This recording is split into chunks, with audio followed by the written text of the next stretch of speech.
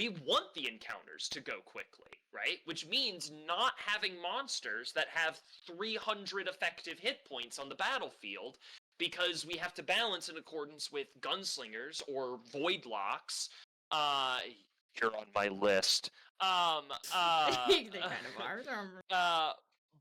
But just for the crit builds, and again, it's to give you more cool, spicy stuff to do that isn't just, oh wow, look at me, I crit, because that's not...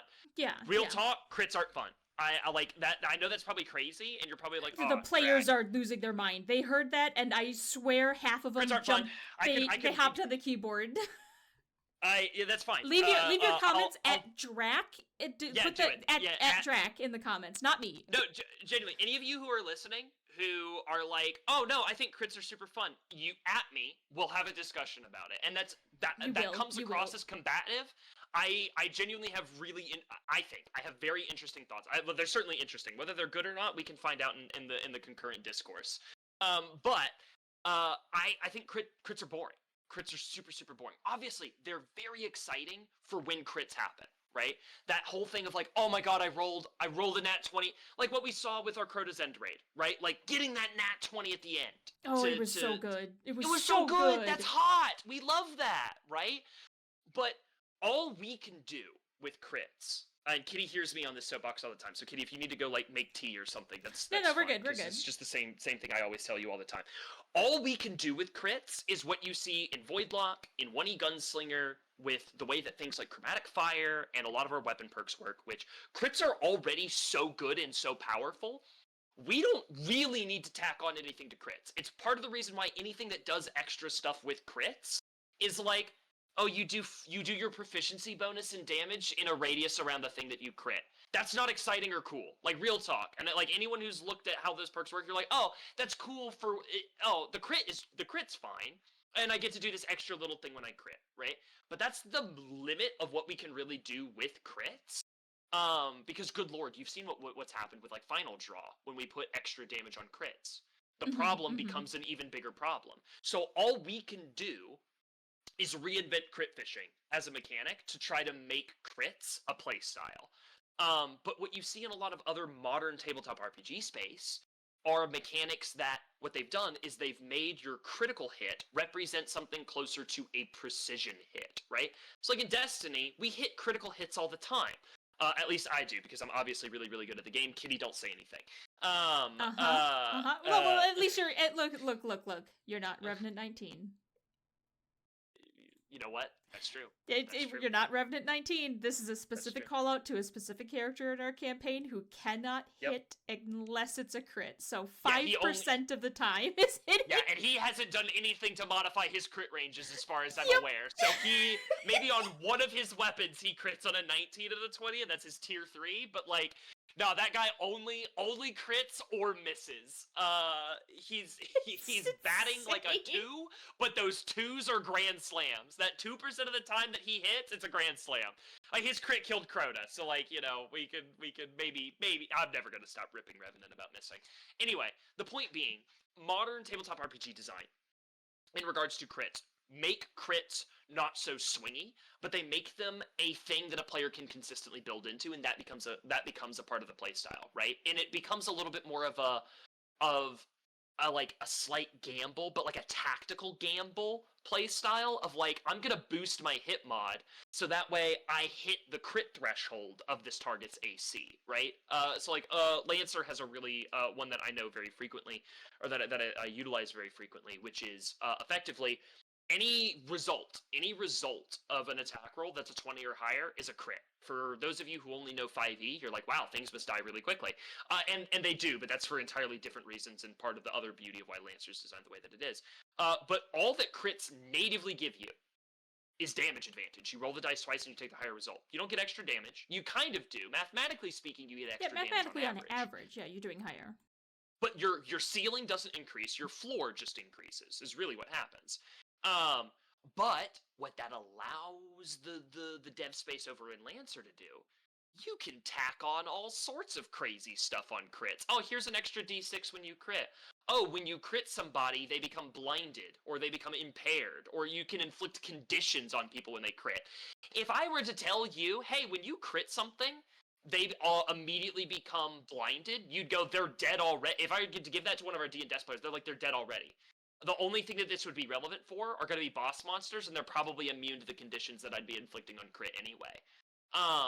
So it actually would be a dead feature. The only thing that we can do is make crits more consistent, which just makes balance design way, way, way harder. Because now the thing that, like, oh, this combat's ending way sooner than we expected because you rolled a nat 20 on your smite attack. And that's very exciting. We get to watch you have a very cool moment.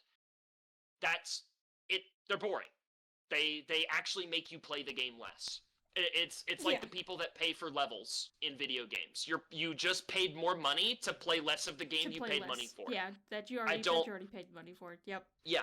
So when crits happen, when 5e crits happen like inconsistently, the normal way that they're supposed to, and they're just a very spiky, dramatic moment, you know, you get to have your how do you want to do this? You know, all that kind of stuff, great. But it leaves us no development space to actually make crits an interesting tactical variable on the battlefield that you can lean into in your player builds. And when you do, it's your whole identity. Looking at you, Voidlocks. Oh my god, yeah. The only build we see in our community that's the quote-unquote competitive build is the Destruction Voidlock crit build.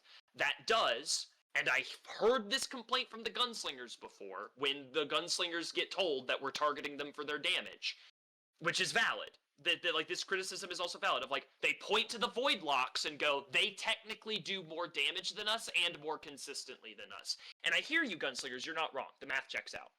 The math does check out.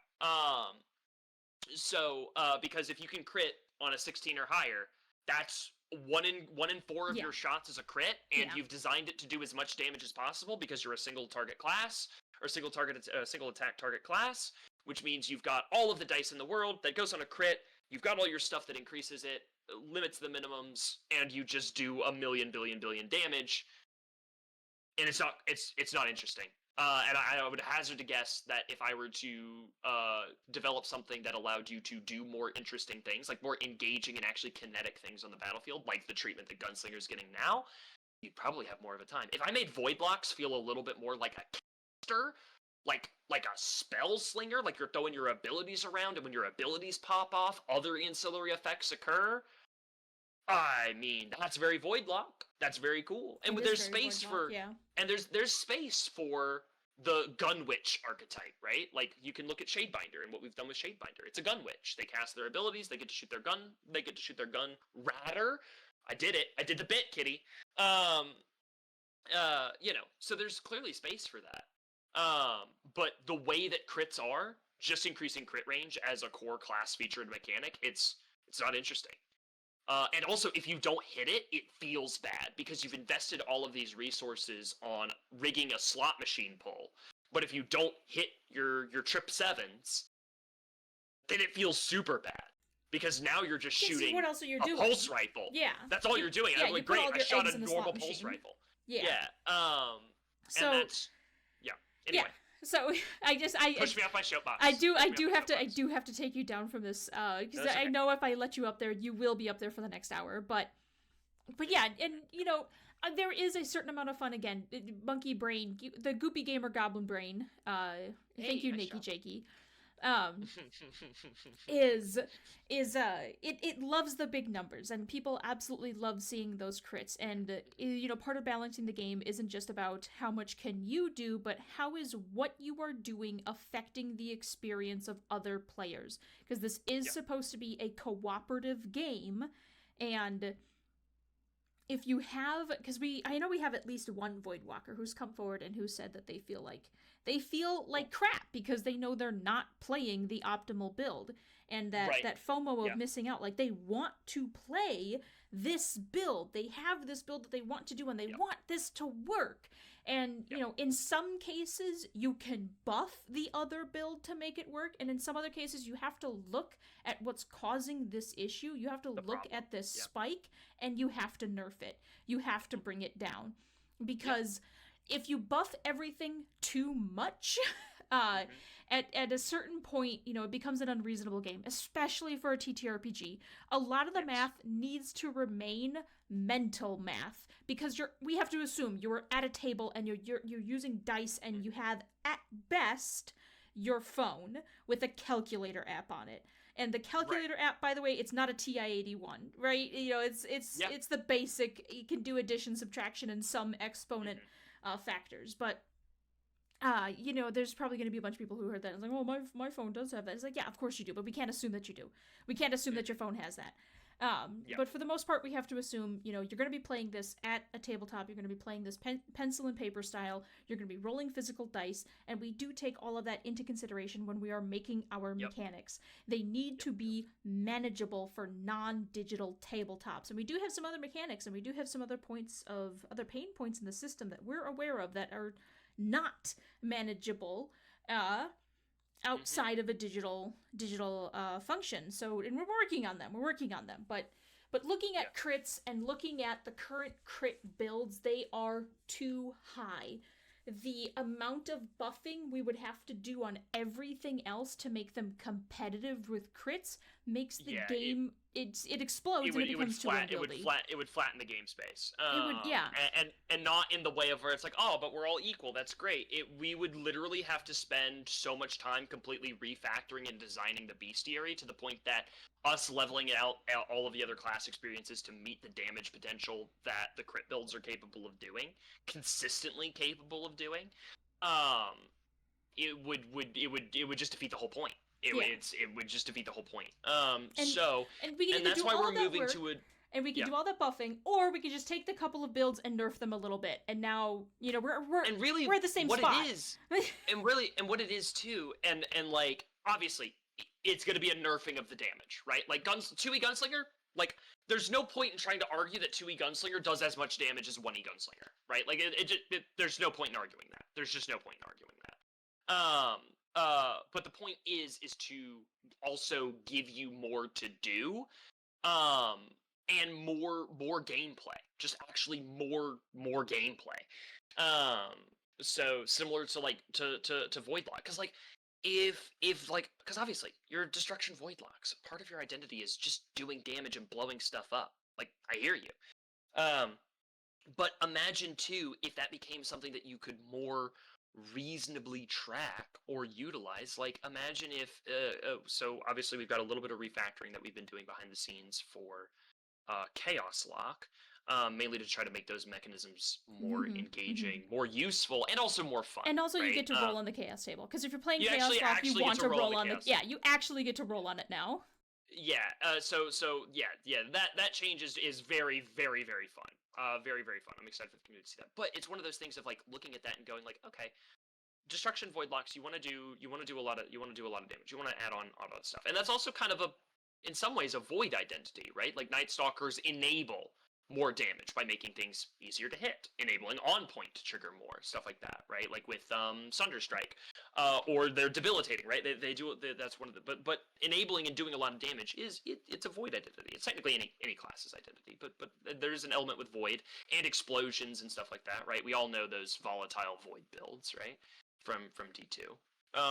And you can even see that in Defender, right? They get the Void Detonators, which scale at their level, and it's just the ability to just tack on damage. I think there's a design space where we could do something with Destruction Voidlock, where it's basically like, as you're using your abilities, you're killing stuff, we lean into Devour a little bit more. As you're doing your Void mechanisms, you build up like a reservoir of damage that you can then dump on something, right? And it makes it more consistent, so you're not actually needing to rely on hitting crits. But you could just, and maybe it also works as like a little bit of like a pseudo osmosis thing, where it's just like, hey, if you spend one of your destruction die, one of your accumulated destruction die on something, you can change the damage to void damage. It triggers alongside, maybe even we consider it a power. That could be crazy. That's wild, right? Sculpt Light your void infused rocket launcher. I don't know. I'm just spitballing now. But like the point being, there's a way to take the identity of your playstyle of a crit build Voidlock, refactor it to where it's actually more consistent. You still get to do your damage thing. You still get to be your ad clear. You still get to do all of that stuff that makes you a destruction lock. But it makes it more consistent and more engaging and actually gives you a mechanism to play with, as opposed to you put your card in the slot machine and you just keep pulling at the lever until you crit, and then you defeat the thing that everyone's working together to fight, and you look around and go, I did it, I killed the thing, and people are like, oh, and the fight's over. Yay. Woo. And now they That was don't get fun. to do their fun things. Now they don't get to do their fun thing, right? So a quick nerf on it's not quick. Quick. Quick in and out. Quick Yeah, in and out. Just a quick little nerf on this can Just make a the quick game... hit of the forget me stick. A quick little nerf on this can make the game way more fun for everyone. And in that way, it's a buff, right? Not a nerf. Finger guns. Yeah, nice try, Kitty. That was Look, nice. I'm trying to, because you know we have a very big game. We come from Destiny. We have a very big gamer community. That it is fundamentally different. It is a storytelling game, and it is a cooperative storytelling game. Yeah. So our and mechanics, if you can believe it too, D2 is actually a cooperative game as well. We had this conversation when we were playing recently. But that's a whole other soapbox. Listen, that's a whole other I've managed to kill you with every new matter power, so like... That is true. That is true. We are doing PvP at all times. Yeah, that's true. That's true. Don't need to go to the Crucible for this one. It is impressive that you've killed me with every power. It is because some of the ones you're like, well, I can see how Kitty is capable of killing Drac with like Mattermorph, right? You just like, oh, the terrain's open. The terrain's not open, or you you know. I got killed with the relocator cannon. Kitty shot me with the relocator cannon, and it killed me. I don't. Love it. This is like I said. This is a PvP experience. Yeah, exactly. It's PvP zone. Kepler's a PvP zone. It's true. Drac flew in and was like, why does it say PvP enabled? Why do I hear boss music? When my teammate shows up. Okay, but yeah, so anyway. it is a cooperative game, and it is a storytelling game. So we do have combat mechanics, because first of all, they're just fun. Like, they're just fun, okay? All the people, all the girlies out there who are like, crunchy mechanics, boring, and it's like, miss me with that. You can have your pure narrative TTRPG experience. Go do that. I want the combats because those are fun. I like them.